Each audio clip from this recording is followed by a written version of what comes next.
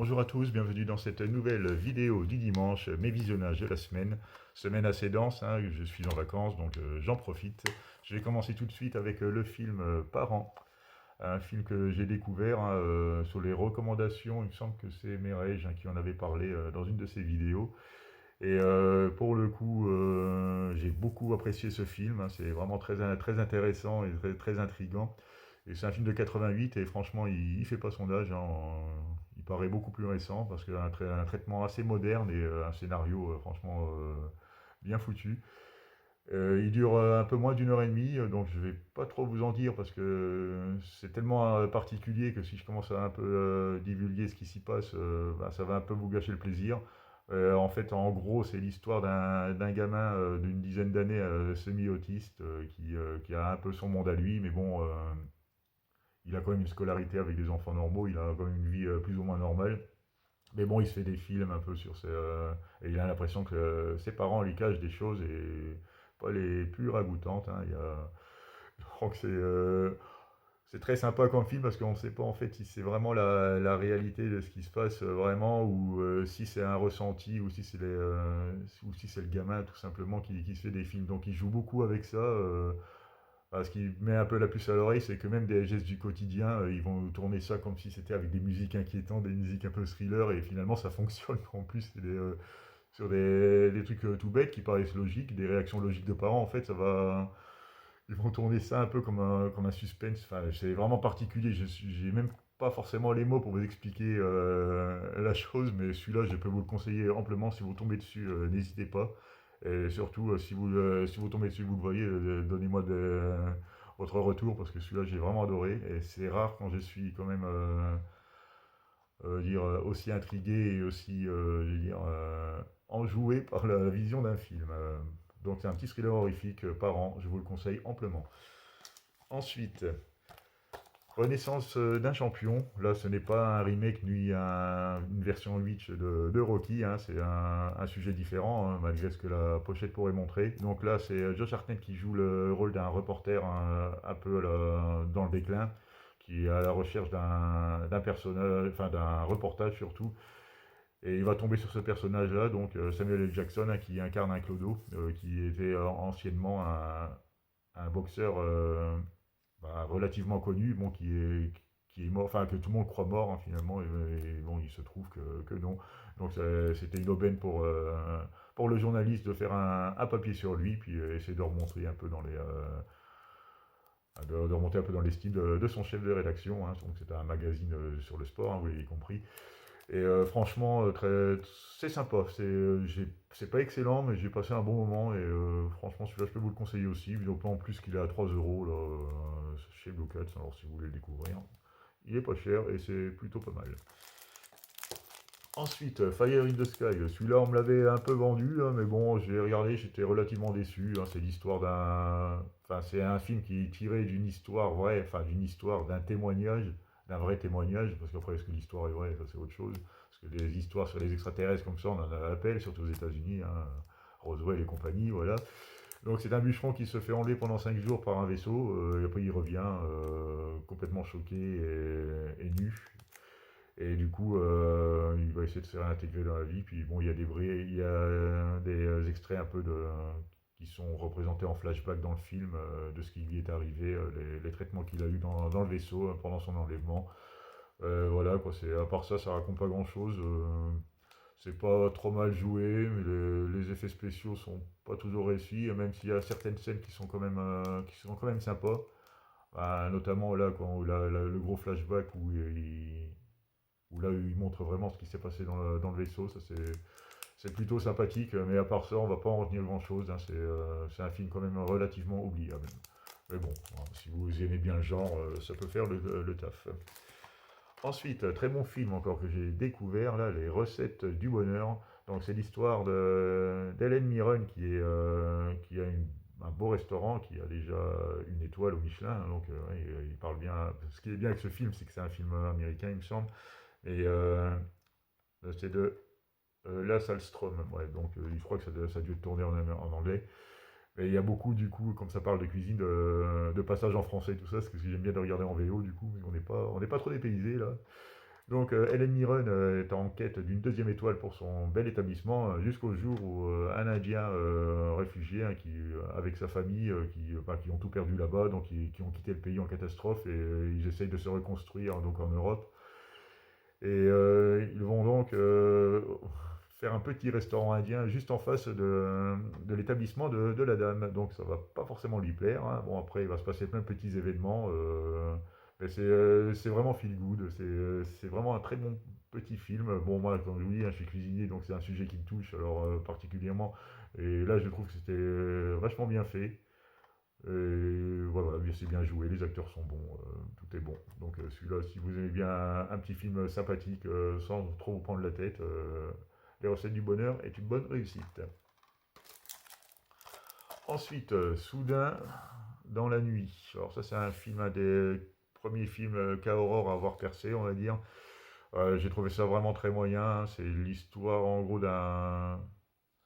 Bon, ça doit être un zoologiste, je sais pas quoi, parce qu'il chasse des papillons, il capture des papillons, puis après on lui fait des commandes et tout ça, enfin bref. Donc il s'absente régulièrement de son domicile, et un jour il revient avec une jeune fille, hein, qui apparemment, d'après ses mots, l'a sorti de la misère, et donc il l'embauche comme femme de ménage, comme femme d'intérieur.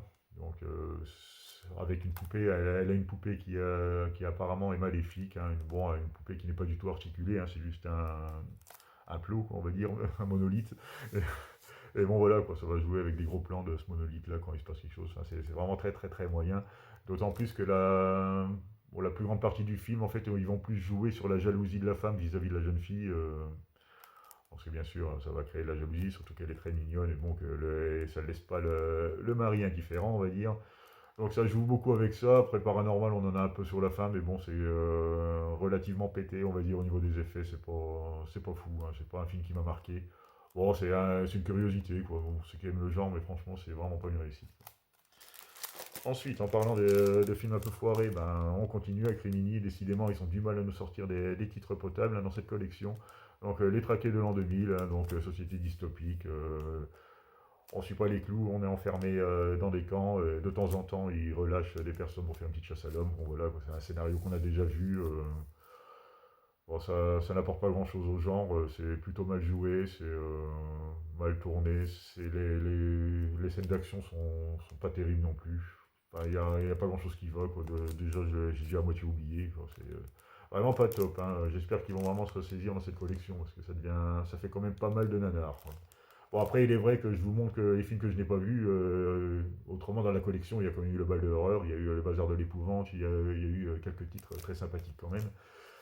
Mais bon, à part ça, pas foufou pour l'instant. Il me reste encore plein à regarder, j'espère que le niveau va remonter, hein. Mais bon, celui-là, oubliable. Ensuite, le petit live movie de La Belle et la Bête, hein, sympathique, c'est du Disney, ça chante un peu trop pour moi, les effets spéciaux sont très moyens, la bête est pas tellement réussie, je trouve, au niveau du CGI. Mais bon, c'est un conte, donc alors que ce qui est des effets spéciaux de partout, ça me dérange moins que sur des films qui se disent plus sérieux. Donc, autrement, ça va, ça fait le taf, hein. Je pense que ça plaira aux enfants. Moi, je suis un peu passé à côté, mais bon, c'est pas non plus une daube, quoi, on va dire, quoi, ça. Puis Emma Watson, quoi, elle est sympathique quand même.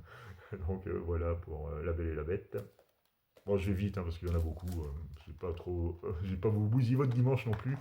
Donc là, c'est Essential Killing, un film avec Vincent Gallo. Ça, c'est un film polonais, il me semble, de Jerzy Skolowski. Bon, très mauvais. Donc en gros, c'est Vincent Gallo joue le rôle d'un Afghan qui arrive à s'échapper lors d'un transfert de prisonniers. Donc là, après, pendant une heure, franchement, c'est un film qui est pas très long, hein, mais pendant une heure, en fait, il va courir dans la neige pour chasser par les hommes. Puis voilà, c'est tout ce qui se passe. C'est pas fou. Autant le début, quand ça se passe dans le désert, avant qu'ils se fassent arrêter, c'était plutôt sympa, mais après, une fois qu'ils sont arrivés là, bah, c'est pareil, c'est du déjà vu, ça n'apporte rien. C'est très plat comme film, donc je l'ai déjà oublié, hein. Voilà, disparu. Donc, Cérémonie mortelle, là, on se retrouve dans un film où un fils de croque-mort, en fait, et ouais, je sais plus trop. Enfin, en fait, c'est un genre de slasher. Bon, ça n'apporte rien aux gens, hein, une fois de plus, c'est pas foufou. Je pensais que ce serait quand même un peu mieux que ça, mais bon, parce que bon, c'est vrai que les pochettes sont toujours bien réussies, mais quand on voit le contenu, c'est quand même nettement moins convaincant.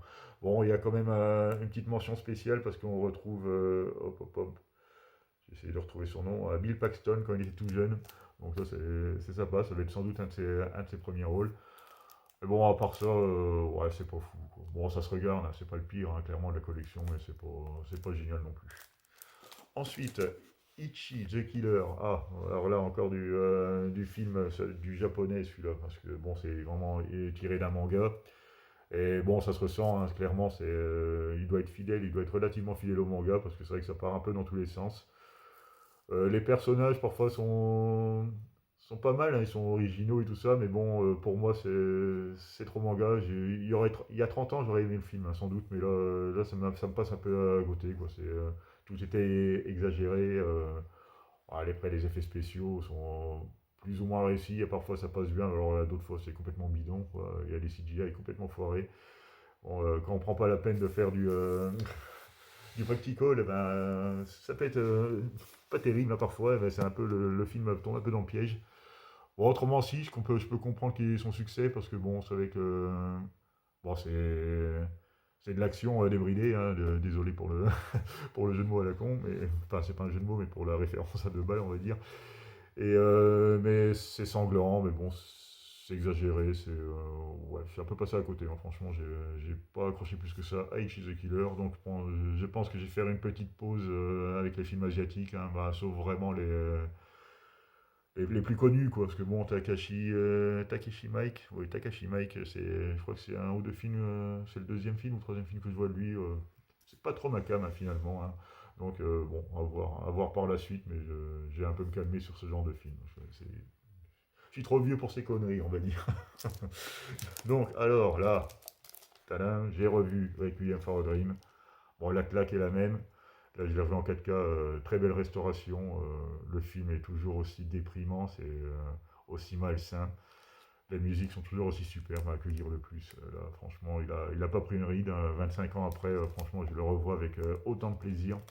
Bon, Jared Leto, là, fait une performance d'acteur. Pour ceux qui doutaient encore de ses capacités d'acteur, ben voilà, quoi, regardez ce film. Et vous verrez, ben, Jennifer Connelly s'en sort très bien aussi, hein. Bon, après, ceux qui veulent toucher à la drogue, ben, regardez ce film, hein. Ceux qui veulent essayer, regardez ce film, à mon avis, ça va vous calmer. Et vous passerez rapidement à autre chose, hein, parce que bon, là, c'est la déchéance à son paroxysme. C'est déprimant, il n'y a pas d'issue. C'est super film, quoi. Franchement, celui-là, si vous ne l'avez pas encore vu, bon, je me doute que vous l'avez tous vu, mais j'ai pris vraiment plaisir. Enfin, un plaisir. Ah oui, il est à l'envers depuis tout à l'heure. Oh, la honte. Donc voilà, j'ai pris un plaisir, donc bon, tout relatif, parce que c'est quand même un film assez compliqué à voir, hein. Comme je vous dis, hein, c'est désespérant, c'est le désespoir, hein, ce film. Wow. Mais bon, je vous conseille. Ensuite, One Dark Knight, donc encore un film, encore un slasher foiré. Décidément, trois Rimini là cette semaine, trois Rimini qui étaient vraiment pas top, hein. Donc là, on reprend le côté étudiant, sororité, pour faire passer l'épreuve à une nouvelle élève pour qu'elle rentre dans la sororité. Il l'enferme dans un mausolée. Mais je crois en plus, il y a un film que j'ai présenté il y a pas très longtemps avec exactement le même pitch. Voilà, la différence là, c'est que ça se passe dans un mausolée. Et pour le coup, au niveau des décors, ça fait énormément penser à Fantasme, hein, les couloirs blancs. Et des longs couloirs blancs et ouais, un peu pas l'ambiance morgue, hein, tout simplement. Et même le personnage principal enfin pas principal, mais le méchant principal fait un peu penser même au Tallman, hein, dans Fantasme. Autrement pour le reste, bon, c'est mal joué, les réactions des acteurs sont pas bonnes.